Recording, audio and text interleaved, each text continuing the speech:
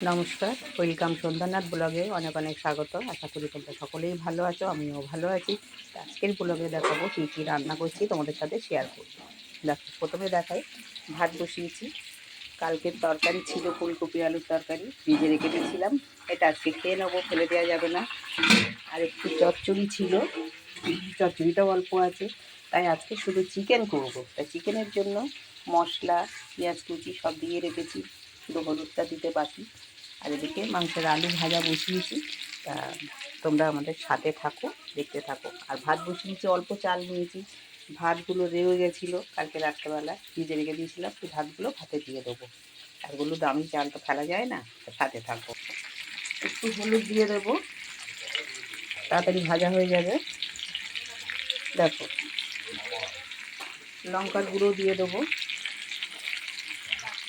এই লঙ্কার গুঁড়ো এসে দেবো। হ্যাঁ, এই যে দিয়ে দিলাম, জিরের গুঁড়ো দিয়ে দিলাম অল্প, হলুদ দিয়ে দেবো। হ্যাঁ, দিয়ে তেল দিয়ে এটা মেখে নেব। আলুটা কতক্ষণ ভাজা হয়ে যায়। নতুন আলু, অল্প ভাজবো। একটু সর্ষের তেল দিয়ে দিলাম, আমরা মাংস করলে কাঁচা সর্ষের তেল দিয়ে দিই। এবার মেখে নেব। দেখো বন্ধুরা, তেল চাপিয়ে দিয়েছি। এবার মাংসটা, চিকেনটা মেখে নেব, নিয়ে তেলের ওপরে দেবো। আর এদিকে ভাত ফুটছে, আর এইখানে চচ্চড়ি বসিয়ে দিয়েছি। কালকে চচ্চড়িটা একটু গরম করে নিচ্ছি। চিকেনটা মেখে নিচ্ছি বন্ধুরা, সব কিছু মশলা দিয়ে চিকেনটা মেখে নিলাম। এবার তেলের ওপরে দেবো। দেখো,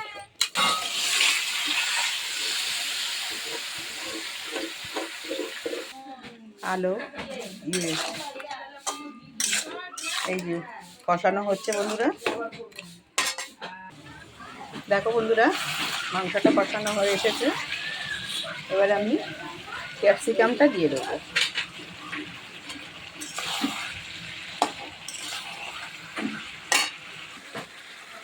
টমেটো কুচি দিয়ে দিলাম। এবার ভাজা আলুগুলো রয়েছে, দিয়ে দিলাম।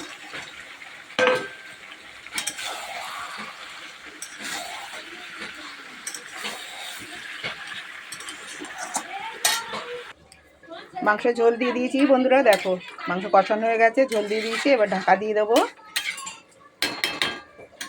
আর এদিকে বাসি ফুলকপি তরকারিটা ছিল, ফুটছে, ওটা নামিয়ে নেবো, নিয়ে বাসন কুসন সব মেজে নেবো।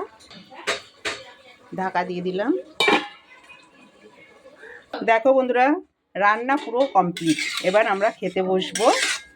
তোমরা কে কে খাওনি, সবাই খেয়ে নাও। দেখো চিকেনটা কেমন হলো, ভিডিওটা কেমন হলো কমেন্টে জানাবে। দয়া করে একটা সাবস্ক্রাইব করে দেবে। ঠিক আছে, টাটা। সবাই ভালো থেকো, আবার দেখা হবে পরের ভিডিওয়ে। টাটা।